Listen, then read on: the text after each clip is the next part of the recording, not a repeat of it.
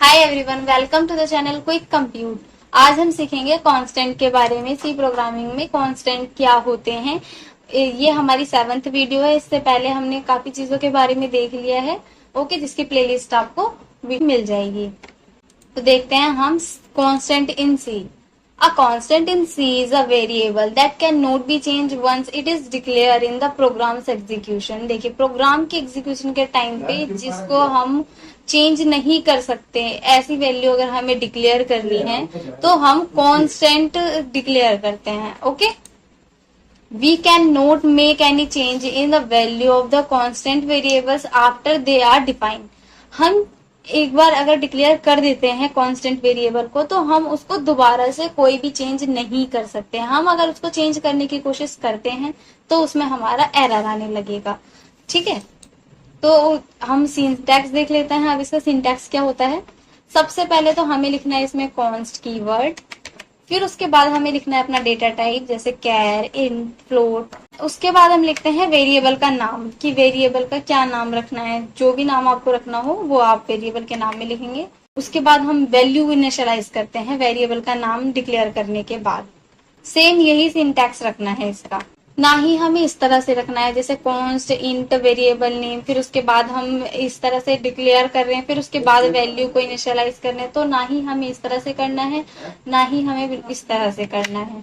ठीक है, हमें सिर्फ इसी तरह से करना है कि हमने पहले लिखा कॉन्स्ट कीवर्ड, फिर हम उसका डेटा टाइप लिख रहे हैं, फिर वेरिएबल का नाम लिख रहे हैं, फिर उसकी वैल्यू को इनिशियलाइज कर रहे हैं। इसी सिंटैक्स में हमें लिखना है।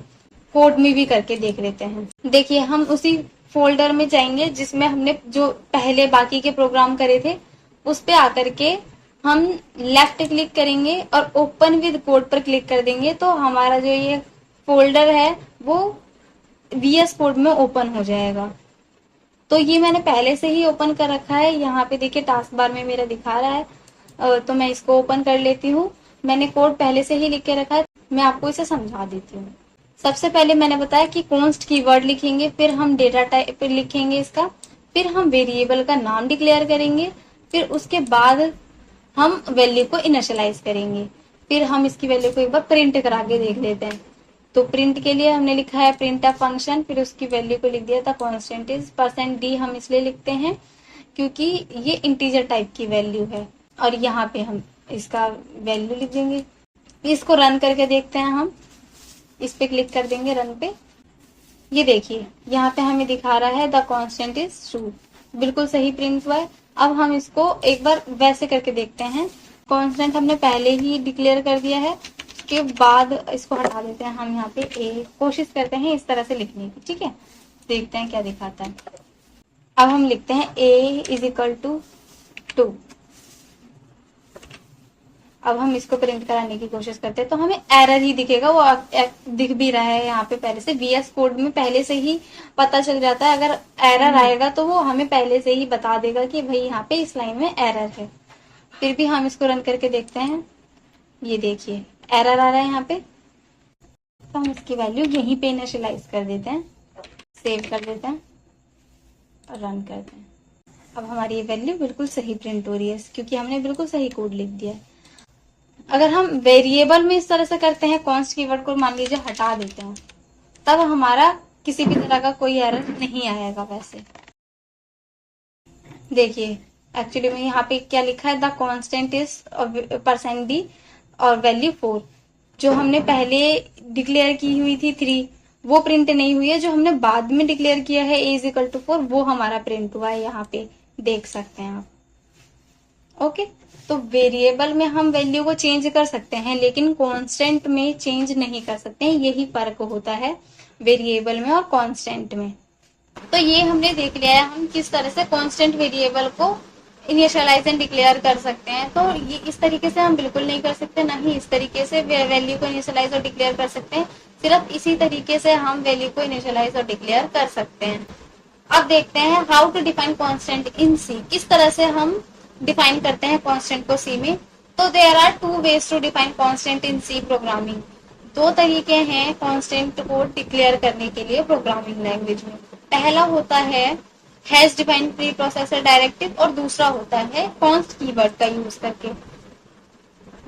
तो हम जैसे कि कॉन्स्ट लिखा float pi is equal to 3.141, जैसे कि अभी मैंने एग्जाम्पल में देखा था a इज इक्वल टू 2 लिखा था, तो वो आपका जो था कॉन्स्ट कीवर्ड था, उसके आगे हमने कॉन्स्ट कीवर्ड लगाया था। ओके, तो वो कांस्टेंट डिक्लेयर हो गया था उसमें। दूसरा होता है हैज डिफाइन का यूज करके हम कर सकते हैं। ओके, हम इसका एक प्रोग्राम करेंगे तब समझ में आएगा। तो ये कांस्टेंट वाला प्रोग्राम है, ये आप खुद से करके देखिएगा। ओके, ये जिस तरह से मैंने ए इनिशियलाइज किया था, यहाँ पे इंट ए लिख करके 2 लिखा था, तो उसी तरह से आप इसमें यहाँ पे पाई लिखा है और यहाँ पे आपका प्रिंट फंक्शन लिखा हुआ है, तो यहाँ पे आपका जो है पाई की वैल्यू है यहाँ पे प्रिंट हो जाएगी। तो आप इस तरह से करके देख लीजिएगा। ओके, हैज डिफाइन फंक्शन का यूज करके हम करते हैं। इसमें क्या किया गया है, देखिए ये तो हमारा स्ट्रक्चर है हैज डिफाइन पाई 3.14। मेन से पहले हमें ये डिक्लेयर करना होता है, pre processor directive main function से पहले ही लिखा जाता है, ये आपको पहली वीडियो में ही बता दिया गया था। और इसमें प्रिंट करी गई है केवल पाई की वैल्यू को। हम प्रोग्राम से करते हैं तब समझ में आ जाएगा अच्छे से। हम वापस आ जाते हैं यहाँ पे, हम यहाँ पे लिखते हैं हैज डिफाइन पाई 3.14, इसको हम कमेंट आउट कर देते हैं।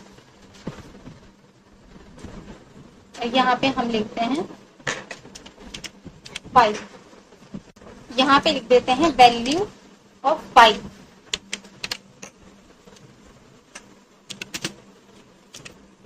यहाँ पे इज इक्वल टू नहीं लगाना है। अब हम रन कर देते हैं। ना ही देखिए इसमें क्या फर्क, प्री प्रोसेसर डायरेक्टिव में हमें यहाँ पर ना ही तो कोई इज इक्वल टू लगाना है और ना ही यहाँ पे कोई सेमीकोलन लगाना है। ओके, हम इसको रन करते हैं। ये देखिए यहाँ पे हमारी वैल्यू प्रिंट हो चुकी है, वैल्यू ऑफ पाई इज 3.14000। ये आपका 00 इसीलिए प्रिंट हो रहा है क्योंकि ये फ्लोट वैल्यू है, फ्लोट में आगे 0 जो है वो पहले से ही ले लेता है, बाय डिफॉल्ट तो इसमें हो जाती है वैल्यू अपने आप। तो यहाँ पे हमने कांस्टेंट कीवर्ड का यूज करके पहले ही देख लिया था और डिफाइन फंक्शन का यूज करके अब देख लिया है। अब टाइप देख लेते हैं कांस्टेंट के क्या क्या टाइप होते हैं। कांस्टेंट जो है 2 टाइप के होते हैं, प्राइमरी और सेकेंडरी। प्राइमरी में न्यूमेरिक और कैरेक्टर होता है और सेकेंडरी में array, pointer, structure, union etcetera ये सब होते हैं। तो इन न्यूमेरिक में क्या होता है, इंटीजर और रियल नंबर होते हैं, और कैरेक्टर में क्या होता है, सिंगल कैरेक्टर आ सकता है और स्ट्रिंग आ सकती है। ओके, सिंगल और कैरेक्टर होता है और स्ट्रिंग होता है। तो देखिए हमने ये जितने भी टाइप देखे हैं, इसमें हम अगर कॉन्स्ट कीवर्ड का यूज़ कर लेते हैं तो वो वैल्यू कांस्टेंट हो जाती है। जैसे कि इंटीजर टाइप की वैल्यू है तो इंट के आगे हम अगर कॉन्स्ट कीवर्ड का यूज़ कर लेते हैं तो इंटीजर कांस्टेंट हो जाएगा। और अगर जैसे कैरेक्टर है, कैर के आगे हम कॉन्स्ट कीवर्ड का यूज़ कर लेते हैं तो वो कैरेक्टर कांस्टेंट बन जाएगा। और इसी तरह से जैसे सेकेंडरी में होता है एरे, पॉइंटर, इनके आगे अगर हम कॉन्स्ट कीवर्ड का यूज़ कर लेते हैं तो कांस्टेंट हो जाती है value. Thanks for watching video. Please like, subscribe and share.